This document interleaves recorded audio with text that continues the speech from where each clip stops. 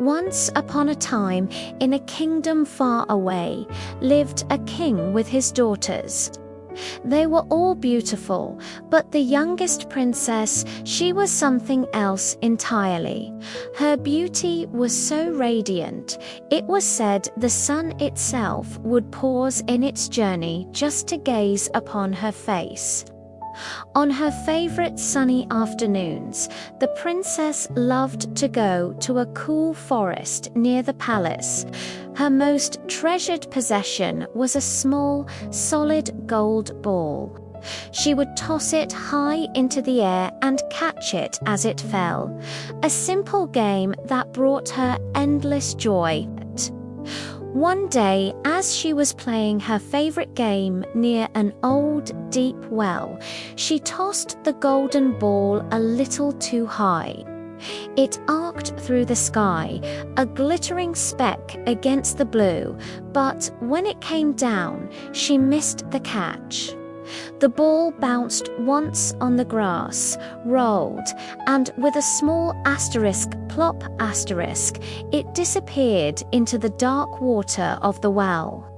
The princess peered into the depths, but the well was too deep to see the bottom. Her heart sank. She sat down by the well's edge and began to cry, her sobs echoing in the quiet forest. Her beautiful face was streaked with tears, and she felt utterly hopeless. Suddenly, a voice croaked from the well, "What's wrong, little princess? You're crying so loudly, it could break a heart of stone." She looked around, startled, but saw no one. Then she glanced down at the well and saw a small green frog, its head just above the water, its big, bulging eyes looking right at her. "Oh, it's you, old water splasher," she said, wiping her tears. "I'm crying because my golden ball has fallen into the well." "Is that all?" the frog replied. "I can help you with that, but what will you give me if I fetch your toy?" "Whatever you want, dear frog," she exclaimed, her hopes soaring. "My finest dresses, my pearls and jewels, even the golden crown I'm wearing." The frog shook its head slowly. "Your dresses, your pearls, your jewels, and your golden crown. I don't want any of those.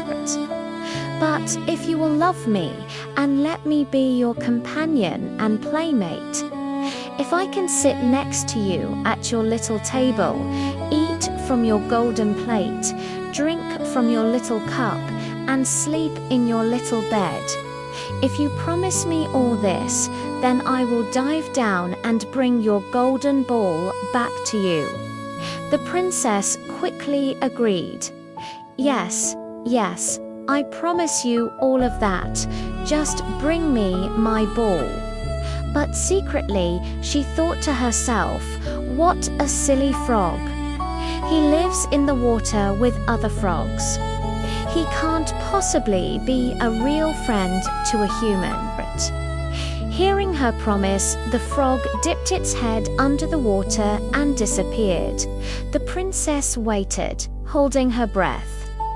A few moments later, the frog resurfaced with the golden ball in its mouth and tossed it onto the grass. The princess was overjoyed. She snatched up her precious ball and, without a second thought for the frog, turned and ran back towards the palace as fast as she could. Wait, the frog croaked after her. "Take me with you. I can't run as fast as you can." But the princess paid no attention to his cries. She was already at the palace doors, the little frog's voice fading behind her. She quickly forgot all about him, happy to have her favorite toy back. The very next day, as the princess was sitting down to dinner with the king and all the courtiers, they heard a strange noise from outside. Asterisk splish splash asterisk. Something was hopping up the marble staircase.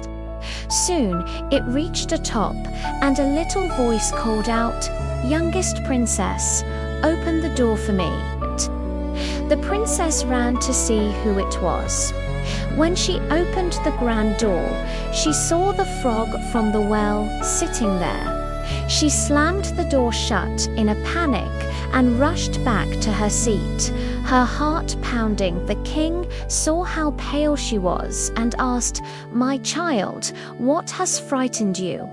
Is there a giant at the door waiting to carry you away?" "Oh no, dear father," she replied, her voice trembling. "It's not a giant, but a horrid frog." "A frog? And what does a frog want with you?" With her head down, the princess told her father everything that had happened at the well the day before, and how she had promised the frog he could be her companion. Just as she finished her story, they heard another knock, and the frog's voice called out again, "Youngest princess, open up for me. Do you not remember your promise by the cool water of the well? Youngest princess, open up for me." The king looked at his daughter with a stern expression. "What you have promised, you must keep," he said firmly. "Go and let him in." With a heavy heart, the princess walked back to the door and opened it. The frog hopped in and followed her right to her chair. Once she was seated, he cried out, "Lift me up beside you." She hesitated, her face filled with disgust. But one look from her father made her obey. She lifted the frog onto the chair beside her, but he wasn't satisfied. He hopped onto the table and said, "Now push your little golden plate nearer so that we can eat together." The princess did as he asked, but everyone at the table could see she was doing it against her will. The frog enjoyed his dinner immensely, taking bite after bite. But the princess couldn't swallow a single thing. Every morsel seemed to get stuck in her throat. Finally, the frog said, "I have eaten and I am full. Now I am tired. Carry me to your little room and make your little silk bed ready so we can go to sleep." This was too much for the princess. The thought of this cold, slimy frog sleeping in her clean, beautiful bed made her start to cry again. But the king's face grew even sterner. "This little frog helped you when you were in trouble," he declared. "You cannot scorn him now." There was no choice. The princess carefully picked up the frog with 2 fingers, a look of pure disgust on her face, and carried him upstairs to her bedroom. She placed him in a corner, as far from her bed as possible. But as she lay down in her bed, he hopped over. "I am tired, and I want to sleep as well as you," he croaked. "Lift me up, or I will tell your father." At that, the princess flew into a rage. This was the final straw. "You want to sleep, do you, you wretched frog?" she shouted. She grabbed him and, with all her might, threw him against the wall. "Now you can sleep there." But as the frog hit the wall and fell to the floor, a strange thing happened. He was no longer a frog. Standing before her was a handsome prince with kind, sparkling eyes and a gentle smile.